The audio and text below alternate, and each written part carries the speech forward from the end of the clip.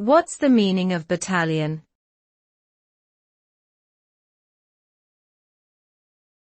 Battalion.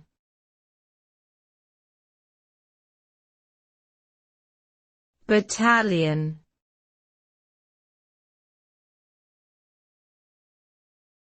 Battalion.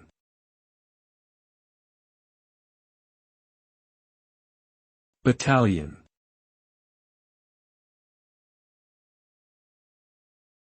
A battalion is a military unit that typically consists of between 300 and 800 soldiers, commanded by a lieutenant colonel. It is the basic organizational unit of a regiment, which is a larger military formation consisting of 2 or more battalions. The word battalion is derived from the Italian word battalion, which means battle or battleground.